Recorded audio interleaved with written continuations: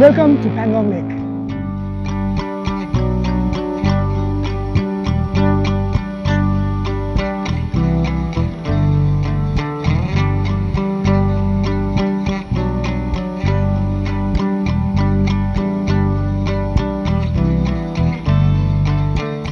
Good morning from Nyoma. এখন সকাল 7টা। আমি জাস্ট ঘুম থেকে উঠলাম, দাঁত ব্রাশ করলাম, একটু চায়ের জন্য ওয়েট করছি। এবারে গতকাল আমরা ছিলাম এখানে সঞ্জোর হোমস্টে বলে, ছোট্ট হোমস্টে। এবার এখানে ব্যাপারটা হচ্ছে অ্যাটাচ বাথরুম দেওয়া রুম খুব কম রয়েছে, বাকিগুলো হচ্ছে কমন বাথরুম রুম, মানে রুম আলাদা, ডরমেটারি নয়। যেগুলো কমন ওয়াশরুমের রুম রয়েছে সেগুলো হচ্ছে 800 টাকা করে পার হেড, আর যেগুলো অ্যাটাচ বাথরুমের রয়েছে সেগুলো হলো 1000 টাকা করে পার হেড। আর এটাতে ইনক্লুডেড থাকে ডিনার আর পরের দিনের ব্রেকফাস্ট। এবার কালকে অনেক খোঁজাখুঁজির পর তো এটা পেলাম, তাও পেতাম না, বুকিং ক্যান্সেল হয়েছে বলে পেয়েছি।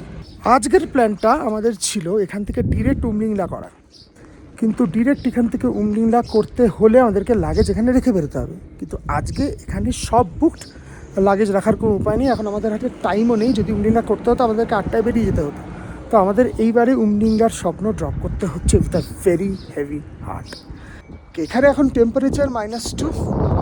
তো ব্রেকফাস্ট করব, প্যাকিং করব, এখান থেকে প্যাংগং চলে যাব। এই ছিল আমাদের রুম, ছত্রখান অবস্থা। জুবিনের এত ঠান্ডা লাগছে, -2, এখন পায়ে মোজার উপরে গ্লাস পরে ফেলেছে। কি মুরগি মার্কা কাণ্ড কারখানা। এ কি করছিস? এটা হাতে পড়ছে, যা তা অবস্থা। গোরা ঠিক আছিস? চল আজকে প্যাংগং যাব। এখন বাজে 10:15, 10:15। নিয়মান হোমস্টে থেকে বেরোলাম। আমরা নিয়মা পেট্রোল পাম্প আগে যাবো, ফুল ট্যাঙ্ক করে নেবো। আর জেরিকানে তো পেট্রোল আছে আমার, 5-5-10 আছে। তারপর আমরা প্যাংগংয়ের রাস্তা ধরবো ভায়া চুসুল। নিয়মা পেট্রোল পাম্পে বিশাল লাইন।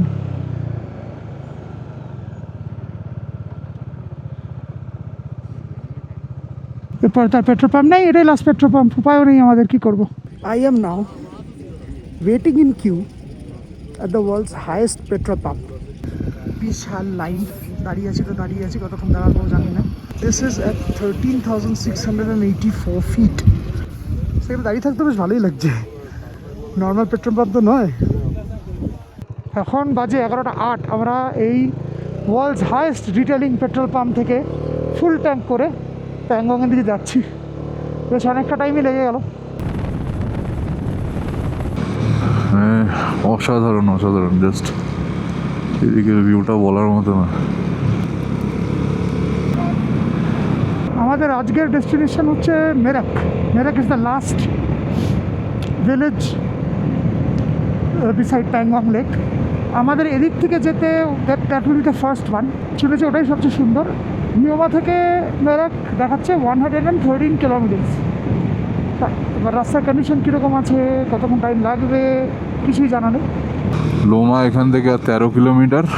এই মুহূর্তে এদিক আর এদিক যে পরিমাণ বালি দেখতে পাচ্ছি, মনে হচ্ছে মরুভূমির মধ্যে দিয়ে চালাচ্ছি।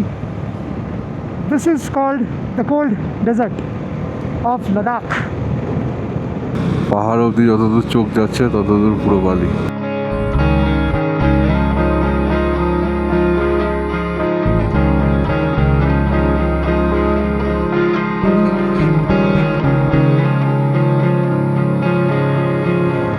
অনেকক্ষণ ফাঁকা রাস্তা চালানোর পর ওই একটা আর্মি ট্রাক দূরে দেখা যাচ্ছে। জলটা 3 রকম রং দেখতে পাচ্ছি আমি, 3 রকম রং।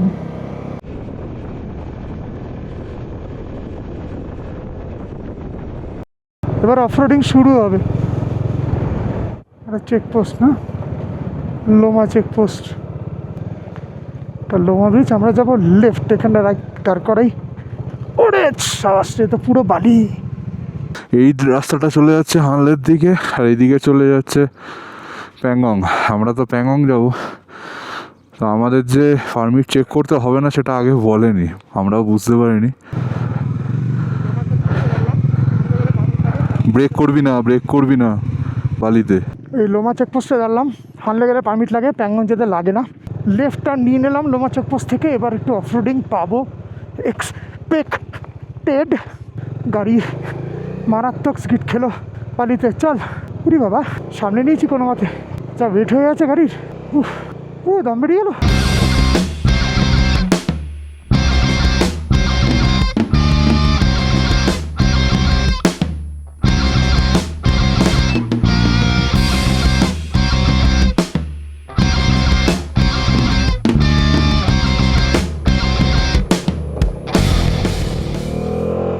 চল, হ্যাঁ এদিকে চল।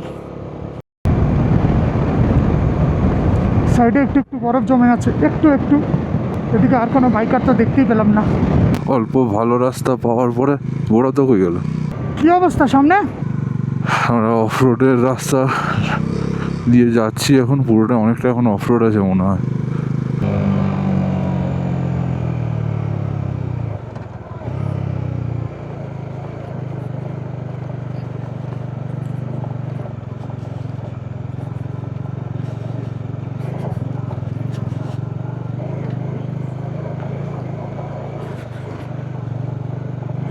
এই রাস্তা খারাপ শুরু হলো। ওরে বাবাকে, ওরে বাবাকে।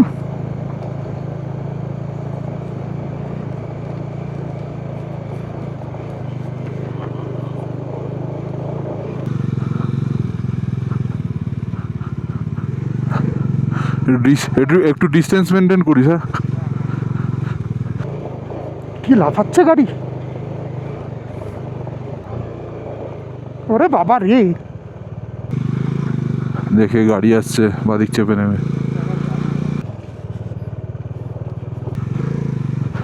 এ ভাই বেশি বাদিক চাপিস না, বালি আছে। আগের দিনের মতো কেস খেলাম আমি।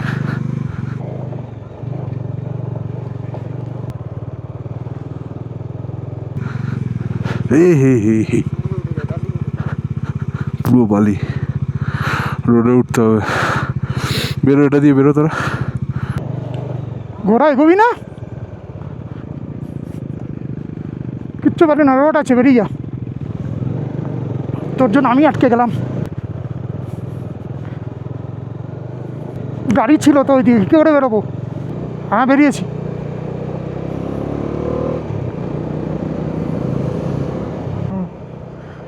এই সেগমেন্টটা টাফ আছে। জজিলা রাস্তা ইজ ইজি, কিন্তু এই নিয়মা থেকে প্যাংগং যাবার যে শর্টেস্ট রাস্তাটা, this part is not looking easy at all.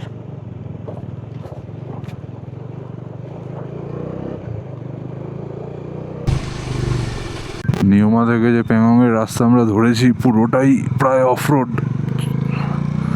যারা এসছে এই রাস্তা থেকে, কালকে কথা বলে বুঝলাম যে মোটামুটি 15 কিলোমিটারের বেশি অফ রোড আছে বললো। দেখা যাক। এখন তবুও পিচ দেখতে পাচ্ছি, একটু আগে আমরা পুরো অফ রোড করেই আসলাম। এতটা রোড আবার শুরু হয়েছে।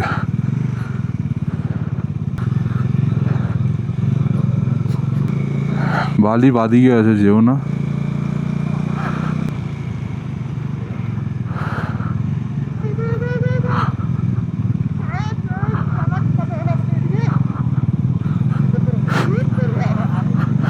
ডিস্টেন্স রাখো, ডিস্টেন্স রাখো। গোড়াতে এই ডিস্টেন্সেই যাও, ঠিক আছে। রাস্তার কন্ডিশন দেখুন।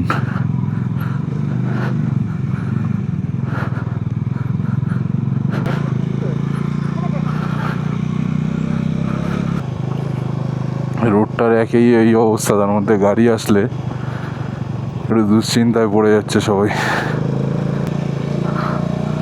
এখানে কিছুটা একটু বেটার। দেখুন অবস্থা, কাজ চলছে বলে। ডিস্টেন্স রাখবি।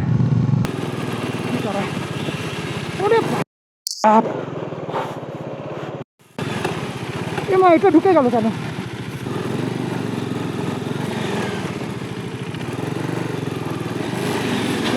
চলে যায়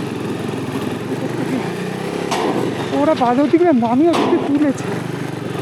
বুঝলাম এখান থেকে বেরোবে না বাইক, বেরোবে না। थोड़ा सपोर्ट देंगे। थोड़ा सपोर्ट, भैया अंदर जा रहा है, थोड़ा सपोर्ट दीजिए ना, दिखते सपोर्ट। হেল্প করছে বিআরও ওয়ার্কার্সরা।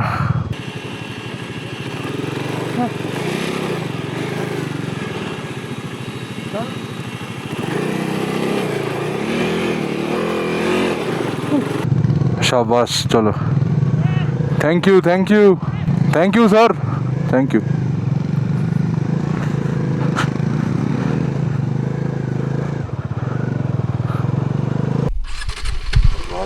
বেরোতে হচ্ছে সবাইকে, ডিফিকাল্ট, প্রচুর ডিফিকাল্ট রোড, মানে ব্রেক করলেই পড়ে যাবো সঙ্গে সঙ্গে।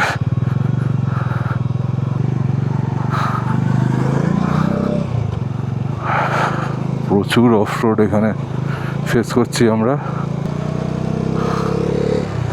আবার বালি এখানে।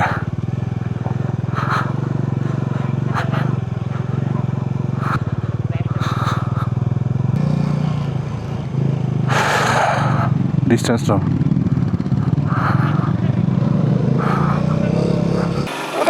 এখানে একটা হিমালয়ান ডঙ্কি দেখা যাচ্ছে। প্রথমে পেলাম ভাঙাচোরা রাস্তা, কিছুটা টার্নব্যাকের মধ্যে মধ্যে প্রচুর ভাঙা, তারপরে একটু কাদা জল, তারপরে পেলাম প্রচুর প্রচুর বালি, বালিতে মারাত্মক পিছনের চাকা আমার কাটছে। ওই জায়গাটায় আমার সবচেয়ে অসুবিধা হলো এখন জাস্ট পুরো পাথরের রাস্তা এবং স্টোনস ভর্তি, এখানে টায়ার পাংচার হয়ে যাবার একটা বিশাল রিস্ক থাকে, টায়ার প্রেশার বেশি রাখলে আবার গ্রিপ পাবো না, সে আরেক কেলেঙ্কারি।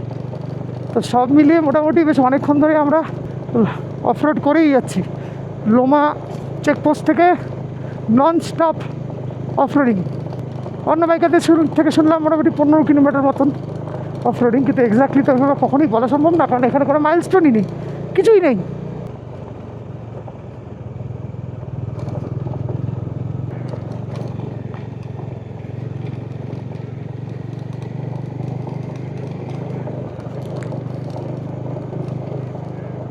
পুরো বালি আসলে বলবি, এই বালি চাপ নেই তো, ডান দিকে জায়গা আছে, কয়েক বছরে ঠিক হয়ে যাবে। বাদিকে ভেড়ার পাল,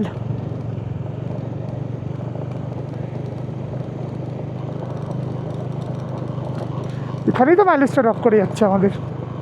বাপরে বাপ, হাত টায়ার্ড হয়ে গেলে স্টপ দিয়ে জল খেয়ে আবার রওনা দেবো। ওদেরকে জিজ্ঞেস করতো অল দ্য বেস্ট। দুটো দিক থেকে আসা দুটো বাইকারকে জিজ্ঞেস করা হলো, তো আর কতটা এরকম রাস্তা, বলছে 2 কিলোমিটার। দেখা যাক সত্যি না মিথ্যে। সামনে এরকম কিন্তু ঝোপ ঝোপ ঝোপ ঝোপ হয়ে গেছে, জায়গাটা ট্রেনটা পুরো পাল্টে গেল। সামনে এরকম চওড়া রেঞ্জ, কিন্তু ঝোপ ঝোপ, অদ্ভুত। মাঝে পুরো লুজ স্টোন চিপ রয়েছে, কনস্ট্রাকশনের কাজ চলছে, তাই জন্য রাস্তার অবস্থা এরকম। প্রায় 2 কিলোমিটার হয়নি এখনো, হয়ে তো যাওয়ার কথা। চূড়ান্ত অফরোড হচ্ছে in the middle of no wire. উফ, নেট ফেট কিচ্ছু কাজ করছে না এখানে, অফলাইন ম্যাপের ভরসায় যাচ্ছি, মাঝে মধ্যে একটা দুটো গাড়ি যাচ্ছে, জিজ্ঞেস করছি। ও লাদাখের অফরোডিং কামাস্তি, হাল খারাপ হয়ে যাচ্ছে কিন্তু দাঁত কেলাচ্ছি, বহুত মজা উফ আসছে। দারুণ দারুণ দারুণ। এদিকে এসো। গোরা, লাদাখে অফরোড করে কেমন লাগছে বল? বিশাল মজা লাগছে, ফাটাফাটি, সারা জীবন মনে থাকবে মাইরি। উফ, চল ফটাফট জল খেয়ে নিয়ে। ভালো লাগছে। ভালো লাগছে রাস্তা, কিচ্ছু নেই কিচ্ছু নেই, in the middle of freaking nowhere. এই যে একটা গাড়ি একটু আগে আসলো, আমাদের পাশ থেকে পাস করছিল, তো দাঁড় করে আমরা জিজ্ঞেস করলাম আর এরকম অফরোড কতটা আছে। বললো ওই যে দূরে যে বোর্ডটা দেখা যাচ্ছে ডান দিকে, ডান হাতে অ্যাকচুয়ালি, ওই অবধি এরকম অফরোড, তারপরে নাকি ভালো রোড আছে। দেখা যাক কি আছে কপালে, নইলে এরকম পুরো রাস্তায় দাঁড়িয়ে দাঁড়িয়ে যেতে হবে আমাদের। আবার গাড়ি আসছে রে, আবার ট্রাকও আসছে দুটো পর পর। ওই যে বোর্ডটা দেখা যাচ্ছে, ওই অবধি নাকি ভালো রাস্তা, এই ওই তারপরে নাকি ভালো রাস্তা। এই রে রাস্তার মাঝখানে দাঁড়িয়ে আছে, ঘুরিয়ে নিয়েছে। চলো চলো চলো চলো চলো, দরকার নেই ওভারটেক করার, পিছন পিছনে চলো। ও বাবা, চোখে তো ধুলো ভর্তি করে দিল রে। এই যে বোর্ডটা দেখা যাচ্ছে, এই বোর্ডের পর থেকে নাকি ভালো রাস্তা। পাসিং বাই ভেহিকলসদেরকে জিজ্ঞেস করলাম, বললো যে এই বোর্ডটা অবধি খারাপ রাস্তা, তারপরে রাস্তা বেটার হবে। এবার দেখা যাক আদৌ সেটা সত্যি না ঢপ। মারাত্মক অফরোডিং চলছে আমাদের। বাদিকটা নামিয়ে দিচ্ছে, ওটাই নিয়ে নেবো, ওখানে গিয়ে মনে হয় মিট করছে রাস্তাটা।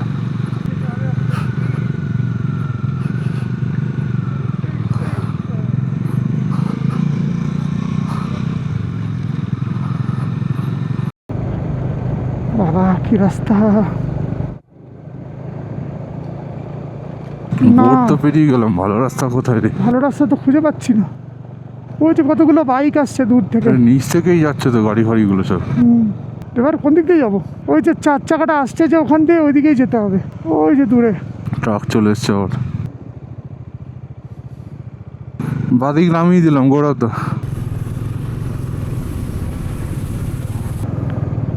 তো রাস্তা ভালো হবার তো কোনো নামগন্ধই নেই।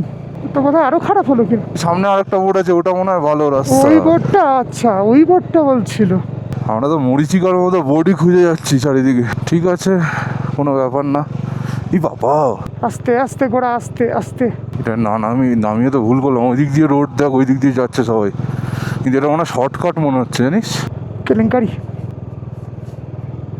সামনে গিয়ে মিট করবে মনে হয়। না তো ওই চার চাকাটা এলো কি করে? সেটাই তো ভাবছি আমি। ও তো এদিকে নামিয়ে দিয়েছে পুরো। ওই যে বোর্ড দেখা যাচ্ছে, ওখান থেকে নাকি ভালো রাস্তা আছে, আমাদের ওখানে উঠতেই হবে, কিছু করার নেই। ওইদিকে গৌরব তা জুবিন আসছে পুরো বালি রাস্তা দিয়ে, আমি ওইটা দিয়ে আসলাম। অ্যান্ড এসে এই যে মিট করছে এই মেন রোডটাতে, এখানে কনস্ট্রাকশনের কাজ চলছে মিডিলে, তো আমরা ওই রাস্তাটা না নিয়ে এখান থেকে শর্টকাট নেওয়ার চেষ্টা করলাম, নিয়ে বালির মধ্যে নিয়ে বালিতেই পড়লাম। ঠিক এখান থেকে এই যে রোডটা হচ্ছে সোজা হিনা যাচ্ছে 16 কিলোমিটার, টাবুকসো 28 কিলোমিটার, জেবোসো 3 কিলোমিটার, ডুমছেলে 33 কিলোমিটার। এই দিক থেকে আমরা ভালো রোড পেয়েছি। এবারে মনে হচ্ছে রোড ভালো আছে, চলে আসো। ওরে বাপরে বাপ!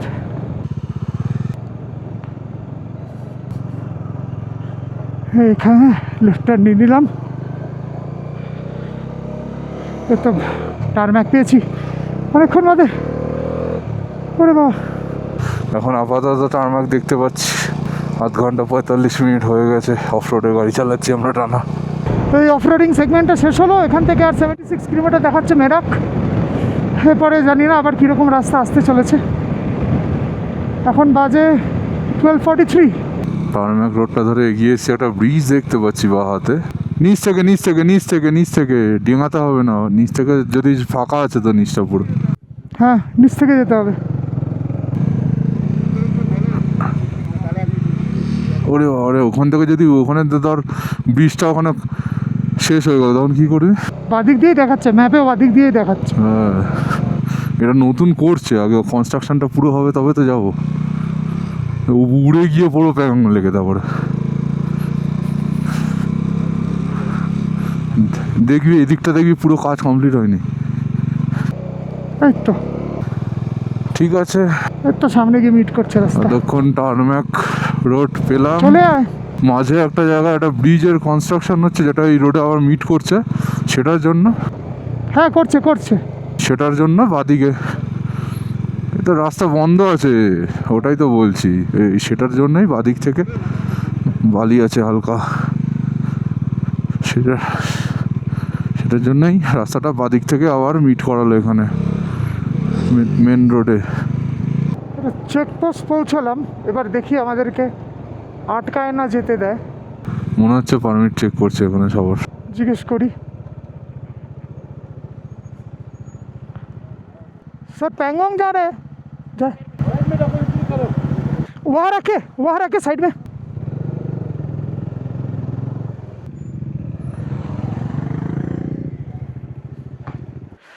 চেকপোস্টে দেখলাম বিশাল লাইন। আমাদের কাছে যেহেতু হার্ড কপি ছিল, তাই হার্ড কপির পিছনে বাইকের নাম্বার লিখে আর কজন আছি জেন্ডার লিখে আমাদেরকে ছেড়ে দিল। এখন বাজে 1:11। সামনে রাস্তা মোটামুটি ভালো। আমাদের এখান থেকে আরও মনে হয় 2 ঘন্টা তো লাগবেই কমপক্ষে। তারপরে স্টপস আছে। গোড়ার AMS হিট করেছিল, তাই শরীর খারাপ করছিল, ডায়ামক্স খেলো, এখন বেটার ফিল করছে। হ্যাঁ সেই যে বেটার ফিল করতে শুরু করেছে, এবারে খাই খাই শুরু করেছে। ভালো, খাই খাই করুক, অসুস্থ না পড়লেই হলো। বাদাম বার করছে, স্নিকার্স বার করছে, ক্যাডবেরি বার করছে, কাজু বার করছে, ওখানে চেকপোস্টে মাদুর পেতে বসার উপক্রম। আমি বললাম চল এখান থেকে, অনেকক্ষণ বাদে খোলা রাস্তা পেয়েছি, এবার যাওয়া যাক। হার্ড কপিগুলো চেক করিয়েছে পারমিটের। তো ব্যাপারটা হচ্ছে আমার একটাই হার্ড কপি আছে। এবারে গৌরবদাদের যে পারমিট বানানো হয়েছিল আগে, সেখানে পল্লবদা আসেনি যেহেতু, এখন আমি মহাল হোসেন প্যাংগং অব্দি, ঠিক আছে। তো এইভাবেই আমরা বেরিয়ে চলে এসেছি, লাদাখ পুলিশ আমাদের পিটাবে। তো মোটামুটি যতক্ষণ পারমিট চেক করানো হচ্ছিল ততক্ষণ আমরা খাবার দাবার নিয়ে বসে পড়েছিলাম। মোটামুটি ব্যাগে যা ছিল, মানে স্টক শেষ হয়ে এসছে যদিও, তবুও খুঁজে খুঁজে বার করেছি কোনো রকম। আরও কাজুটা ছিল, গোড়াটা খেতে দিল না, ওটা ওটা প্যাংগং গিয়ে খাবো। একটা ড্রাইভার দাদাকে জিজ্ঞেস করা হলো যে রাস্তা কেমন সামনে প্যাংগং অবধি, বললো ভালোই, এরকম টার্ম একই আছে। আচ্ছা, এই ভিলেজটার নাম হচ্ছে সাগা ভিলেজ। চুশুল এখান থেকে 35 কিলোমিটার দেখাচ্ছে। বাদিকটা দেখ একবার, ওই যে হিমালয়ান ওয়াইল্ড ডঙ্কি ঘাস খাচ্ছে অনেকগুলো। তো এই জায়গাটা অসাধারণ লাগছে, সুন্দর।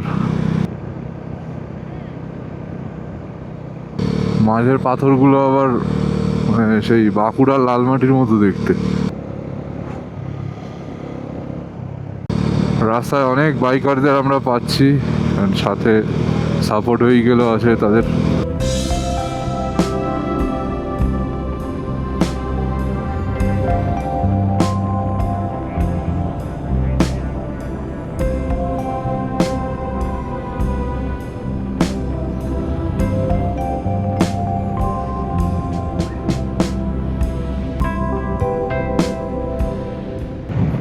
ওই যে আরেকটা গাধা, এখানে বেশ কটা চমড়ি গাই আছে, বেশ কটা চমড়ি গাই। চমড়ি গাই দেখতে গিয়ে পাথর উপরেই তুলে দিলাম সামনের চাকা। একটা চমড়ি গাই, মনে হয় উভার বাচ্চা চমড়ি গাই, ওখানে কি কিউট দেখতে। আরে বাস, ডান দিকে ছিল, বেরিয়ে গেছে। তোকে দেখে যেটা ভয় পেয়ে দৌড় মারলো।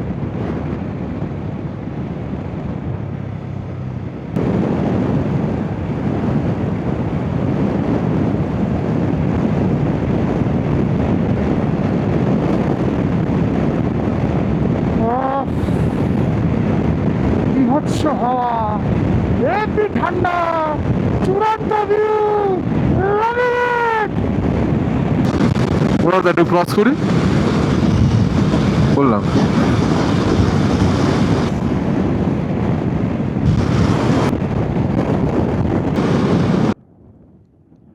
রাস্তায় আমরা দাঁড়িয়ে এত হাওয়া দিচ্ছিল, সহ্য করতে না পেরে ফ্রিজ, গ্লাভস, ব্যালাক্লাভা সব পরে নিয়েছি। রোডের কোয়ালিটি খুবই ভালো, বাট এখনো একটু সরু আছে। ও সামনে নদীর জলটা কি সুন্দর লাগছে, বাদিকে অনেক রকমের কালার বোঝা যাচ্ছে, মাঝেরটা আবার হলুদ হলুদ লাগছে, হলদেটে কালার। এই যে মাটি ফেলে রেখেছে ডাম্পারগুলো করে এনে এনে, এই রাস্তাটা আরও চওড়া হবে অ্যাকচুয়ালি, তো তার জন্য এরকমভাবে কাজ চলছে। স্যান্ডস্টোন, স্যান্ডস্টোন, ছোট্ট একটা ঘূর্ণিঝড়। গাড়ি গাড়ি গাড়ি স্লো।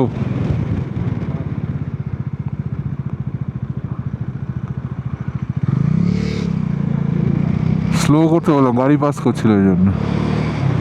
জানি না, ইচ্ছা হয়েছে দাঁড়িয়ে পড়েছে। আবার ওইদিকে গাড়িটা আবার আমাকে ইস্যু করাচ্ছে যে মানে আমি চালিয়ে আসছি কেন, আমি আমার লেন থেকে আসছি, ওভারটেক করছে, আমাকে হাই বিম মেরে দাঁড় করাতে বলেছে। আমিও হাত দেখিয়ে বলে দিয়েছি, জায়গাটা ছাড়লাম।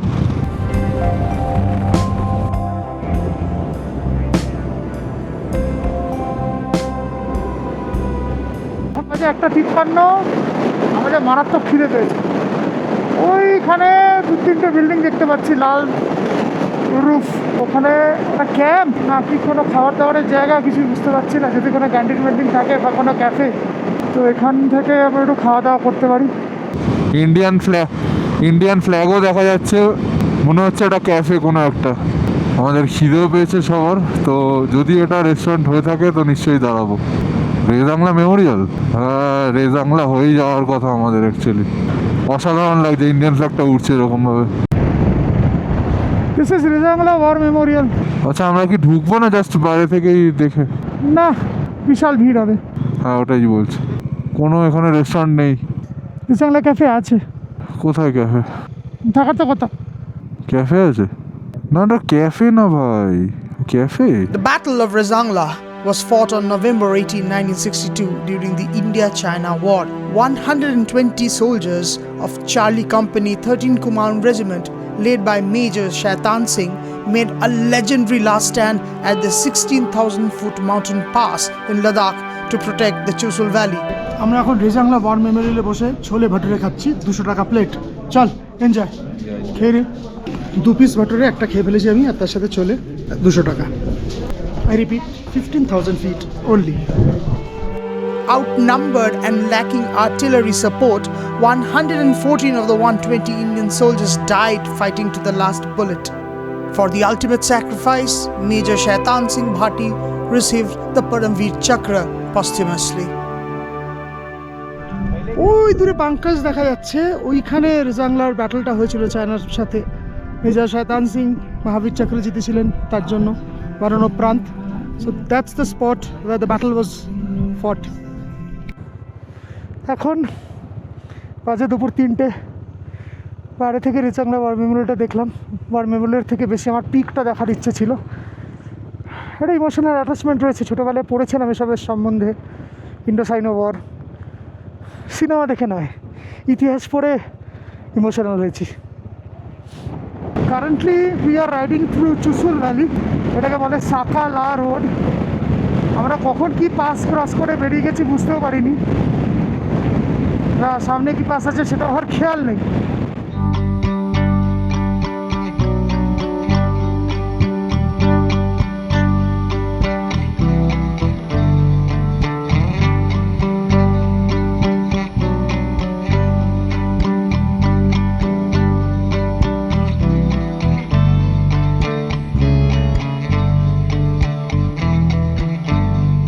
পুরো বরফ জমে সাদা হয়ে গেছে জলগুলো, এত ক্রসউইন্ড দিচ্ছে যে হেলমেটে মানে বাইকে এত জোরে প্রেশার পড়ছে হাওয়ার যে ঘাড়ও সরে যাচ্ছে, বাইক শুধু মানে ডান দিকে করে দিচ্ছে, আমাদের বাদিক থেকে হাওয়াটা আসছে।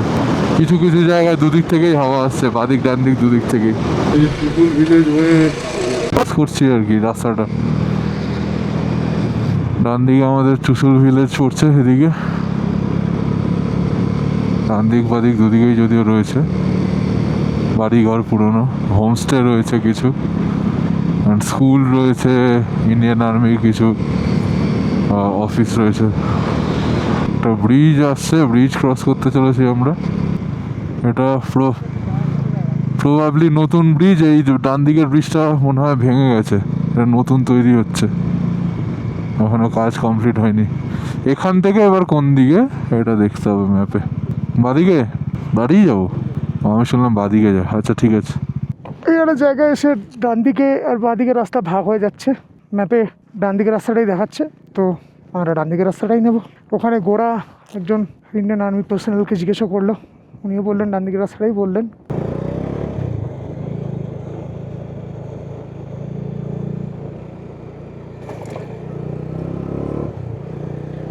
রাস্তা বাইফোকেট হওয়ার পরে বেশ অনেক তাড়াতাড়ি আমরা অল্টিটিউড গেন করছি। গভর্নমেন্ট হাই স্কুলের দুটো বাচ্চা মেয়ে, এখানেও নাকি রুমস পাওয়া যায়, অ্যাডভার্টিজমেন্ট দেওয়া রয়েছে।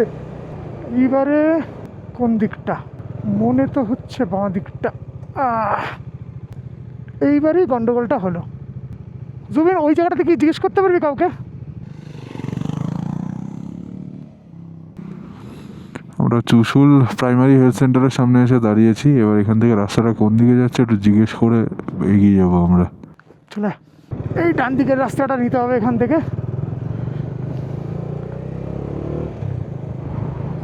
কি বললো, রাস্তাটা নেমে আবার উঠবে তাই তো? আচ্ছা, রাস্তাটা ডান দিকে নামবে। হ্যাঁ, ম্যাপও তাই যাচ্ছে, ডান দিকের রাস্তাটা দেখাচ্ছে। ডান দিকের রাস্তাটা, হ্যাঁ ডান দিকের রাস্তাটাই দেখাচ্ছে। আর ওই মহিলাটাও তাই বললেন।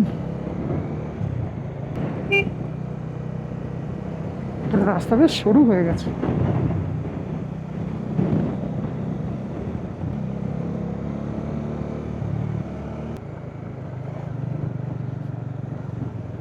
এবারে ডান দিক।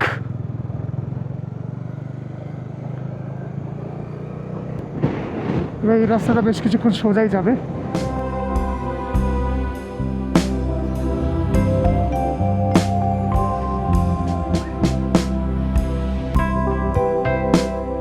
আর সামনে ম্যাপে দেখাচ্ছে রাস্তা ভাগ হচ্ছে, একটা ডান দিকে কাটছে একটা বাঁ দিকে বেঁকছে।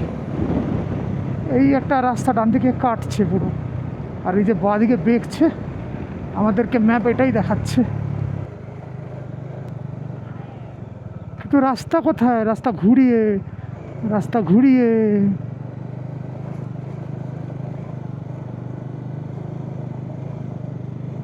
সাইনবোর্ড দেখলাম পিছনে, অ্যান্ড এখানে যেহেতু কনস্ট্রাকশনের কাজ চলছে। এবার চুসুল গ্রামের গড়িয়াগালা দিয়ে যাচ্ছি। ওটা থেকে কানেক্ট করলো আর কি। অদ্ভুত রাস্তা, আর এই গ্রিন কিরকম বুশেস বুশেস বুশেস হয়ে রয়েছে মার্শমেলোর মতন। এদিকে তো টাট্টু ঘোড়া এগুলো নাকি, ছোট ছোট ঘোড়া এখানে ঘাস খাচ্ছে। ট্রেনটা অদ্ভুত দেখতে, অদ্ভুত। একদম অনেকটা পুগা ভ্যালির মতোই দেখতে কিছুটা। বালি বালি বালি বালি বালি বালি বালি, ওখানে বালি, কত বালি। হ্যাঁ তুলে দে, অফরোডিং রুট আছে। ওদিকে ওখানে জাস্ট কয়েকটা পাহাড় এমনি দাঁড়িয়ে রয়েছে গ্রুপ করে, এদিকটা ফাঁকা, এদিকে বরফ, এদিকে শুধু ধূসর আর ধূসর।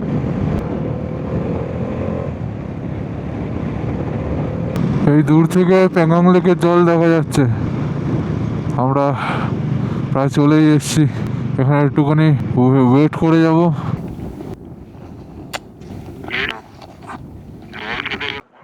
ওই দূরে প্যাংগংয়ের ফার্স্ট ভিউ। আমরা প্যাংগংয়ের অস্বাভাবিক ব্লু জল এখান থেকেই দেখতে পাচ্ছি। এখান থেকে মেরাক ভিলেজ দেখাচ্ছে আরও 19 কিলোমিটার্স।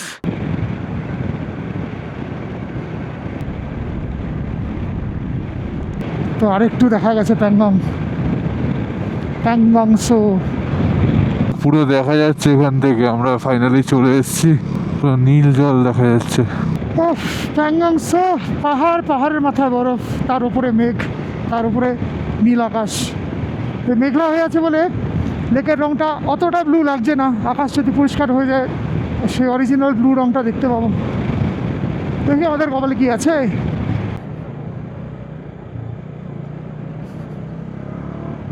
ওদিকে মেঘ পুরো কালো, বিউটিফুল। মাঝখানে দেখো একটা ভ্যালির মতন রয়েছে দু পাহাড়গুলোর মাঝখান দিয়ে, অস্বাভাবিক দেখতে লাগছে। আমার একটু মাথাটা হালকা ধরে গেছে, এএমএর সিট করেছে বলে মনে হয়। যদিও ওষুধ খেয়েছি, আর একটা খেয়ে নেবো, রাত্রিবেলার দিকে ঠিক হয়ে যাবে।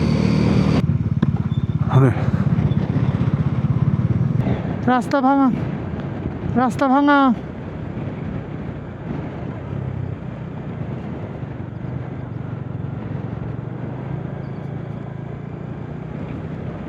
Easy peasy, ooh so breezy.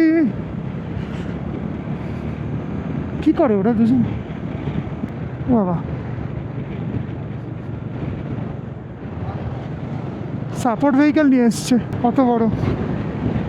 এই রোডগুলো দিয়ে আস্তে আস্তে নিচের দিকে যাচ্ছি, অনেকটাই ডাউন আছে। লেকের ধার ধরে ধরে যাচ্ছি, দারুণ লাগছে। ম্যাপে 5.6 দেখাচ্ছে। আর 5.6 কিলোমিটার পরে মেরাক ভিলেজ। এই যে রাস্তাটা দেখতে পাচ্ছ, টার্ন নিয়ে নিয়ে নিচের দিকে নামছে।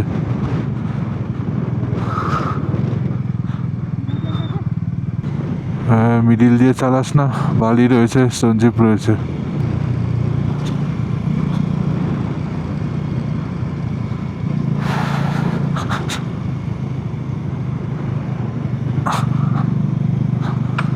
আরে কি একটা আওয়াজ হলো, দাঁড়া দেখি।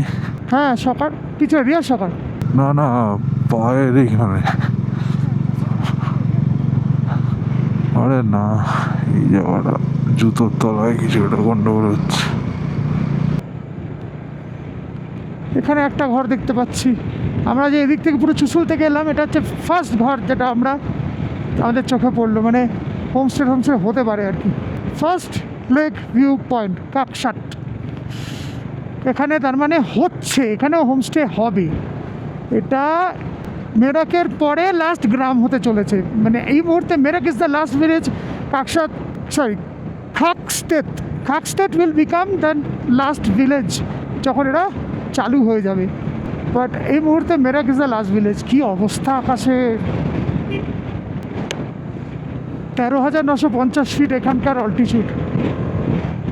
এখানে একটা গেট কনস্ট্রাক্ট হচ্ছে, ওয়েলকাম গেট মনে হয়। সামনে রাস্তা আছে নাকি বাদিক দিয়ে আবার ঘুরিয়ে যেতে হবে? হ্যাঁ, যা ভেবেছি।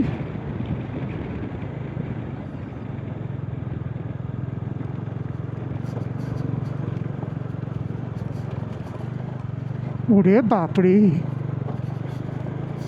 সকালের 14টা।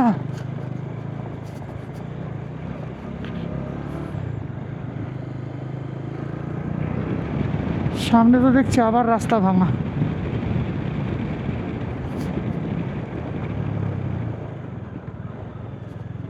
উল্টে না পড়ি। ওরে বাপরে বাপ, আমার ম্যাপ এন্ড হয়ে গেছে। হ্যাঁ,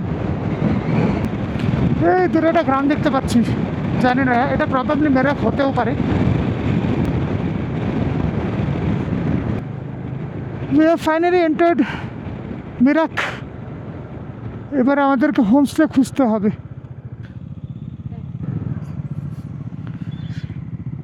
ওরা শরীর করছে? হালকা হালকা একটু কষ্ট। ডায় মাছ খেয়েছিস তো? রাতে মনে করে একটা খাবি। ওটা অল্প হালকা গরম জল আছে থাকার কথা এতে। হ্যাঁ, চোখে মুখে দে, দেখ। হ্যাঁ, ঠিক আছে। টেম্পারেচার জল খেয়ে নে, দরকার করে একটু ওয়েট করে যাই, তারপরে আমরা হোমস্টে খুঁজছি, ঠিক আছে? জুবিন এখন গুগল করছে কোথায় ভালো হোমস্টে আছে। আমার তো নেটওয়ার্কই ধরছে না। আমরা মেরাক গ্রাম পৌঁছে গেছি, 0 কিলোমিটার দেখাচ্ছে। একটু এগিয়ে গিয়ে হোমস্টে খুঁজবো। একটু দাঁড়িয়েছিলাম, আমার এএমএস এর প্রবলেমটা একটু বেড়েছিল, তো ওই জন্য একটু রেস্ট নিয়ে নিলাম। জুবিনের থেকে ক্যাফেন নিয়ে খেলাম একটু, যেহেতু ঘুম পাচ্ছিল। মেরাক ঢুকেই পরপর বেশ অনেকগুলো হোমস্টে রয়েছে যেগুলো ইনঅ্যাক্টিভ, এখনো চালু হয়নি। তো আমরা আর একটু ভিতর দিকে ঢুকে যাচ্ছি। এখানে তো লেখা দেখছি অ্যাভেলেবেল, কিন্তু এখান থেকে লেক অনেকটা দূর। দেখে একটু এক্সপ্লোর করি। এখানে একটা দেখলাম জাম্বালা কটেজ, 1000 টাকা করে পার হেড, রুম মোটামুটি, বাথরুমও মোটামুটি। নিচে একটা খোঁজ পেয়েছি 1200 টাকা পার হেড, কিন্তু লেকের কাছে। ইউনিক, ওটার নাম আছে ইউনিক, ওটা দেখতে যাচ্ছি।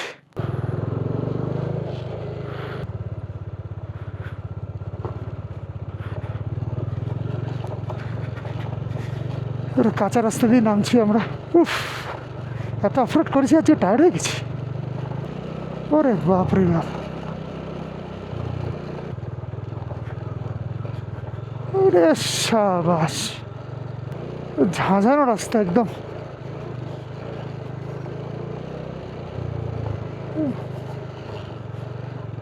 ওরে বাপরে বাপ, এখানটা বাইকটা তুলে দিই আপাতত। আমরা ঢুকে পড়েছি ইউনিস্টেতে। মারাত্মক রুম, বিশাল বড় রুম।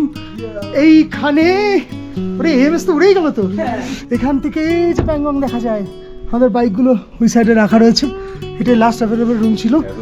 3600 টাকা চাইছিল 3 জনের জন্য, উইথ ফুড, মানে টি, ডিনার অ্যান্ড ব্রেকফাস্ট। তো আমাদের চা চলে এসছে। আমার মারাত্মক চা তেষ্টা পেয়েছে। আমি এখন ফটাফট চা খাবো, তারপরে স্নানে যাব, দেখি তো গরম জল কতক্ষণে আসে। প্যাংগং চা।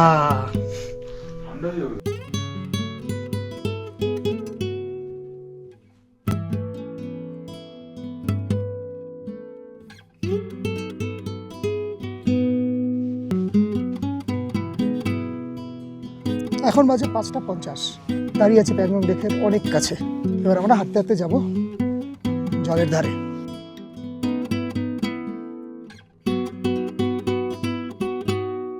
এখনো সূর্যের আলো যথেষ্ট আছে, কিন্তু ওই দেখো চাঁদ দেখা যাচ্ছে। লাদাখের এটা একটা ইউনিক জিনিস, একসাথে সূর্যের আলো আর চাঁদ দেখা যায়। আর এখানে সূর্য অস্ত যেতে যেতে প্রায় 7:30 এবং 8টা অবধি আলো থাকে। এই আমাদের হোমস্টে, এবং এখান থেকে এই দিক থেকে একটা রাস্তা নেমে যাচ্ছে যেটা জলের ধারে যায়। এই হোমস্টের জাস্ট পিছনেই পুরো বরফে ঢাকা পাহাড়ের সারি, অদ্ভুত লোকেশন।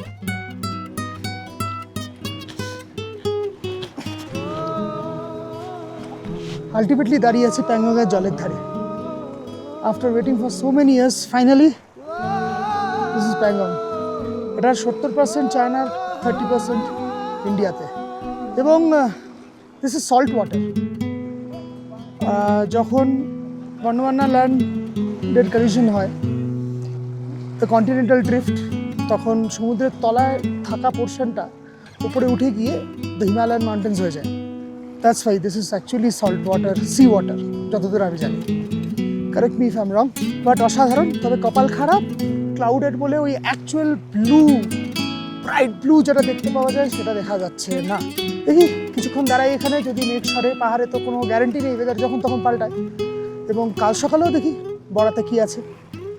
গোড়া শরীর ভালো না, তাই গোড়া রেস্ট নিচ্ছে। আমি আর জুবিন ওর বাইকটা নিয়ে জাস্ট বেরোলাম।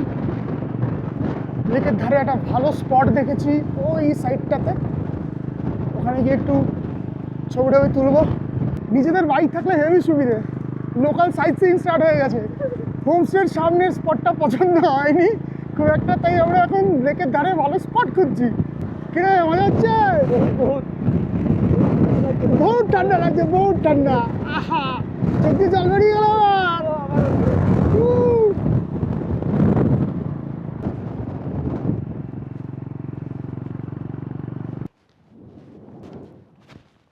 Welcome to Pangong Lake. The Pangong Tso, or more popularly known as the Pangong Lake, is situated at an altitude of 14,270 feet. It is approximately 134 kilometers long and 5 kilometers wide. The Pangong Lake lies 40% in India and 60% in China. Due to freezing conditions and the high salinity of the water, no major aquatic life is found in the Pangong Lake. The word Pangong in Tibetan means highland grass, and the word Tso means lake. Soon it was time for dinner, which was simple yet healthy. The day comes to an end at Pangong Tso. এবারে খুব tired, file ট্রান্সফারে বসিয়ে শুয়ে পড়বো। কালকে এখান থেকে কোন root ধরে আমরা ফেরত যাব সেটা এখনও ডিসাইড করতে পারিনি। ভাবছি চাংলা খোলা থাকলে ওই দিক দিয়ে বেরিয়ে যাবো যতটা যেতে পারি। টার্গেট হচ্ছে পাং অবধি চলে যাব। যদি না পারি আগে কোথাও একটা স্টে নিয়ে নেব, দেখা যাক কি দাঁড়ায়। So today I am ending this blog over here. See you again tomorrow in the next blog. Till then, this is Gaurav signing off from Bangali Backpacker. Bye bye.